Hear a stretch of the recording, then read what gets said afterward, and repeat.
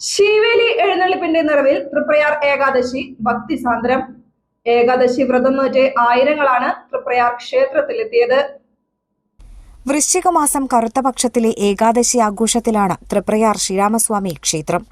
ഏക്കമില്ലാതെയാണ് ഏകാദശി എഴുന്നള്ളിപ്പിനുള്ള ആനകളെ തൃപ്രയാർ ക്ഷേത്രത്തിലെത്തിച്ചത്.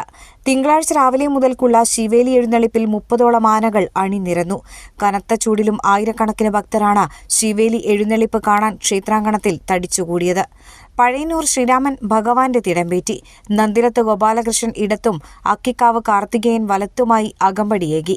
ചേരാനെല്ലൂർ ശങ്കരൻകുട്ടിമാരാർ നയിച്ച പഞ്ചാരിമേളം ക്ഷേത്രാങ്കണത്തെ നാദമുഖരിതമാക്കി.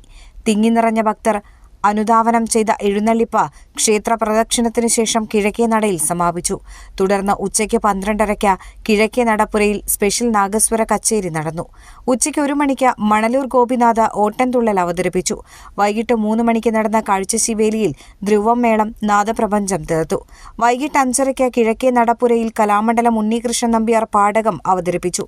വൈകിട്ട് ദീപാരാധനയ്ക്കു ശേഷം പഞ്ചവാദ്യവും സ്പെഷ്യൽ നാഗസ്വരവും അരങ്ങേറി. പളനി ശ്രീ ദണ്ഡായുധപാണി ക്ഷേത്രം നാദസ്വരം വിദ്വാൻ KS ശരവണൻ, KS സതീഷ് കുമാർ എന്നിവരാണ് പഞ്ചവാദ്യവും സ്പെഷ്യൽ നാഗസ്വരവും നയിച്ചത്. വൈകിട്ട് 6:30 കൊച്ചി ആർദ്ര രവി അവതരിപ്പിച്ച ഭരതനാട്യ കച്ചേരിയും സ്പെഷ്യൽ നാഗസ്വരവും അരങ്ങേറി. ആയിരക്കണക്കിന് ഭക്തർക്കാണ് ക്ഷേത്രം ഊട്ടുപുരയിൽ ഏകാദശിയൂട്ട് നൽകിയത്. ഗോതമ്പുചോറ്, പായസം എന്നിവ ഉൾപ്പെടുന്നതായിരുന്നു ഏകാദശിയൂട്ട്.